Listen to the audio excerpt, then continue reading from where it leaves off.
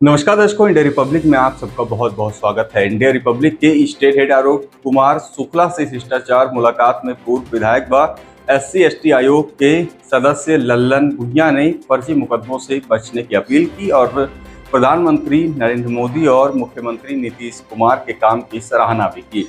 आइए आपको सुनाते हैं इस बातचीत के दौरान उन्होंने क्या कुछ बातें कही और बातचीत के अहम अंश क्या थे, वह आपको सुनाते हैं। आयोग के पारदर्शी बनाने की बात किया जा रहा है और भिन्न भिन्न चुनौतियों की सामना करने की भी दावा किया जा रहा है, लेकिन आवाम लोगों की एक अवधारणा बना हुआ है और मुझे भी जो जानकारी मिल रही है, SC/ST की आड़ में फर्जी जो मुकदमे किए जा रहे हैं और पुलिस जांच में भी फर्जी आरोप पाया जा रहा है, तो क्या यह चुनौती आयोग के लिए नहीं है? क्या जिन लोगों पर फर्जी मुकदमे किए जा रहे हैं, क्या वे भारत की नागरिक नहीं है? क्या वे मान और सम्मान के साथ जिंदा रहना उनका कोई अधिकार नहीं है? और वैसे अगर फर्जी मुकदमे जांच के क्रम में आ रहा है तो इन चुनौतियों से कैसे आप मुकाबला करेंगे, कैसे इस संबंध में हम पूरा बिहार वासियों से कहना चाहते हैं, खास करके अनुसूचित जाति वर्ग के लोगों से मैं अपील करना चाहता हूं, निवेदन करना चाहता हूं, रिक्वेस्ट करना चाहता हूं, अन्य विनय करना चाहता हूं कि आप लोग झूठे मुकदमा अति पिछड़ा स्वर्ण वर्ग पर न करें, क्योंकि SC/ST का दुरुपयोग हम लोग नहीं चाहते हैं। हम चाहते हैं कि जो जानबूझकर SC के बल को कमज़ोर करना चाहते हैं, मुख्य धारा से विमुख करना चाहते हैं, मैं उन लोगों के हिदायत देना चाहता हूँ कि अनुसूचित जाति के लोगों को जानबूझकर कोई अगर अपमानित करेंगे, शोषण करेंगे, अत्याचार करेंगे, उनको मैं छोड़ने वाला नहीं हूँ।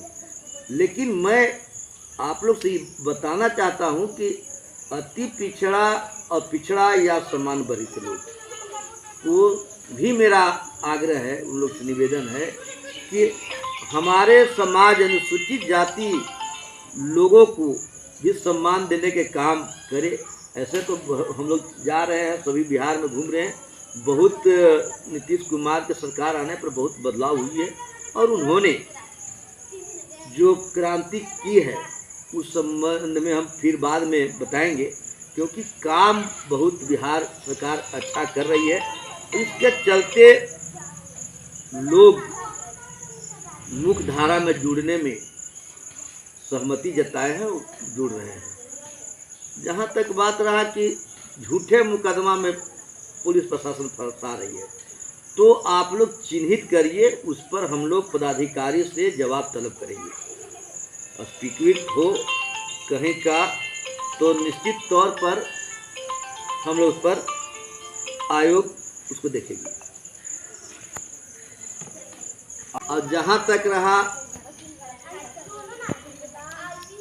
माननीय प्रधानमंत्री माननीय नीतीश कुमार और लालू जी के बारे में कहा कि अच्छे लीडर अपना अपना जगह पर सब कोई रहते हैं, लेकिन देखिए प्रोटोकॉल के हिसाब से आदरणीय प्रधानमंत्री देश को जो विकास कर रहे हैं वो भी सराहनीय है, और माननीय नीतीश कुमार जी और मोदी जी दोनों समतुल्य नेता हैं।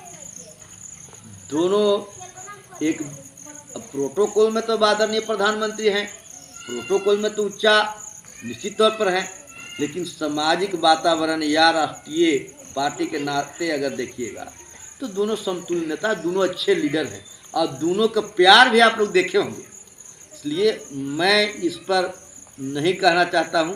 अब पूरा देश दुनिया जानता है कि नीतीश कुमार का और माननीय प्रधानमंत्री जी का जोड़ी बहुत ही अटूट है और इन लोग को दोनों मेरे ख्याल से अच्छे लीडर हैं।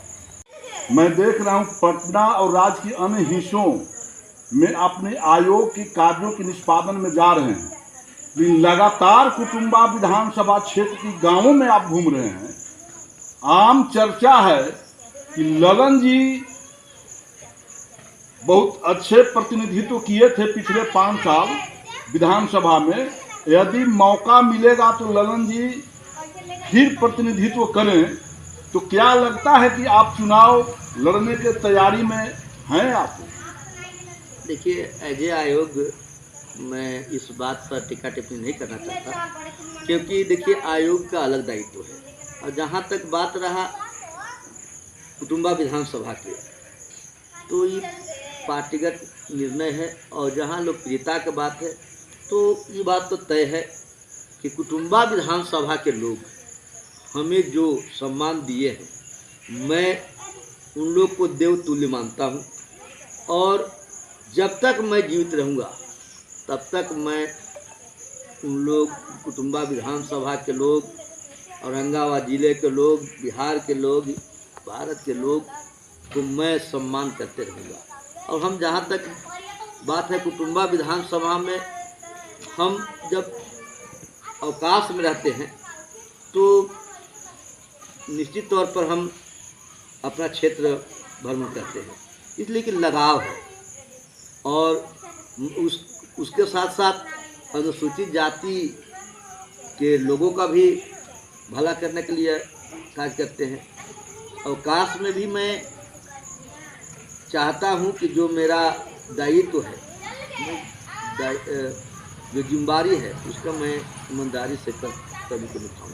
आप तो आयोग के सदस्य बनते ही आप फुल फोरम में आ गए हैं। देव अस्पताल में आपने निरीक्षण किया, गरीब लाचार असहाय रोगियों की हालात और सुधि लिया। इसकी चर्चा सोशल मीडिया पर भी देखा जा रहा है। लेकिन आप ही का क्षेत्र कुटुम्बा, जहाँ रेफरल अस्पताल है, रेफरल अस्पताल के कंपाउंड में एक नया बिल्डिंग का निर्माण किया जा रहा है। और उस बिल्डिंग का निर्माण शिलान्यास स्थानीय